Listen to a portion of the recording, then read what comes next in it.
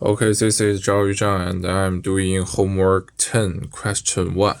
And here is my answer, and let me tell you how to do it. Okay, for this question, we need to illustrate something about the features of the Poisson process and several other process that based on the Poisson process and their features. For the first one, it is a normal Poisson process. So we can see that the mean of Poisson process is lambda multiplied by t, which is a linear function of t. It matches our common sense that the longer time we wait for, the expected number of buses is larger. It means that for the longer time that the probability of the event occurring is much more likely to happen. And the autocorrelation function contains a term is the minimum of the T1 and the T2, which comes from the property of independent increments. And for the second one, it discusses the Poisson increment process. The Poisson increment process is introduced to prepare us to define Poisson impulse process.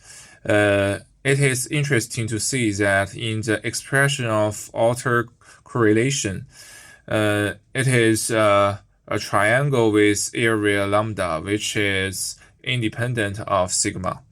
And when sigma goes to 0, the triangle becomes an impulse with area lambda, which is the second question, which is the third question. Okay, so we can skip the question 3. It is a special situation of the question 2. And for the question 4, it discusses the semi-random telegram signal.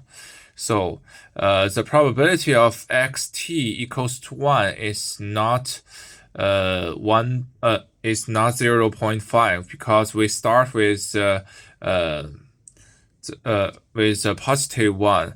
The probability xt equals to 1 should be a little higher than the 0.5 because for the probability of xt equals to 1, we can have this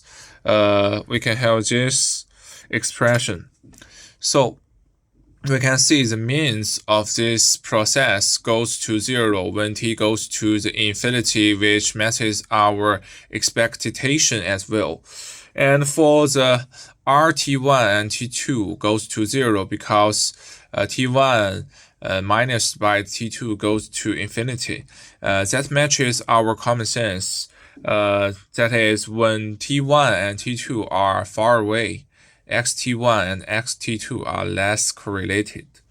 And for the question 5, we discussed the random telegraph signal again.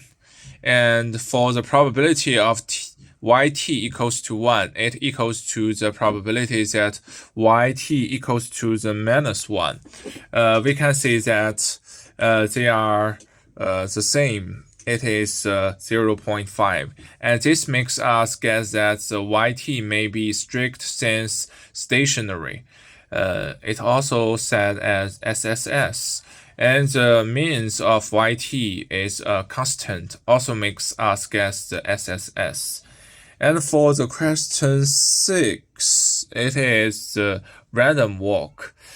From the probability methods, we get that when n goes to infinity, we will have the Gaussian density. The autocorrelation function contains a term. It is a minimum of the T1 and T2, which comes from the property of independent increment.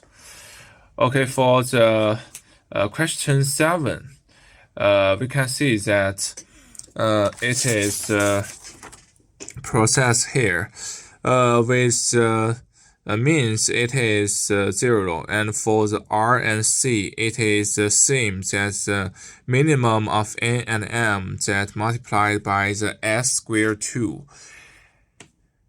This is the first question's answers.